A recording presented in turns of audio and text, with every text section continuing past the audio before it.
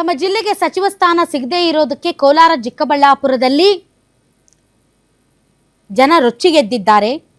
ಜಿಲ್ಲೆಯ ಶಾಸಕರಿಗೆ ಪ್ರಾತಿನಿಧ್ಯ ಕೊಡಬೇಕಾಗಿತ್ತು ಅಂತ ಅವರ ಬೆಂಬಲಿಗರು ಅಸಮಾಧಾನ ವ್ಯಕ್ತಪಡಿಸಿದ್ದಾರೆ. ಈ ಹಿನ್ನೆಲೆಯಲ್ಲಿ ನಾಳೆ ಚಿಕ್ಕಬಳ್ಳಾಪುರ ಜಿಲ್ಲೆಯ 3 ತಾಲೂಕುಗಳನ್ನು ಬಂದ್ ಮಾಡೋದಕ್ಕೆ ತೀರ್ಮಾನ ಮಾಡಲಾಗಿದೆ.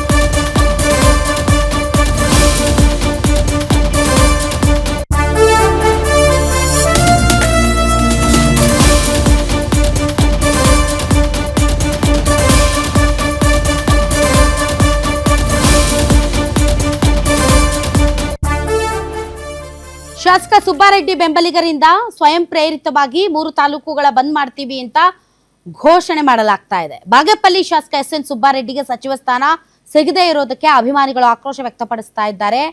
3 ಬಾರಿ ಗೆದ್ದಿದ್ರು ಕೂಡ ಅವರಿಗೆ ಸ್ಥಾನ ಕೊಟ್ಟಿಲ್ಲ ಅಂತ ಬೇಜಾರು. ಈ ಹಿನ್ನೆಲೆಯಲ್ಲಿ ನಾಳೆ ಬಾಗೇಪಲ್ಲಿ, ಚೇಳೂರು, ಗುಡಿಬಂಡೆ ಬಂದ್ ಘೋಷಣೆ ಮಾಡಿದ್ದಾರೆ. ಅಂಗಡಿ ಮುಂಗಟ್ಟುಗಳನ್ನ ಕ್ಲೋಸ್ ಮಾಡುವಂತೆ ಬೆಂಬಲಿಗರು ಈಗಾಗಲೇ ಮನವಿ ಮಾಡ್ಕೊಳ್ತಾ ಇದ್ದಾರೆ.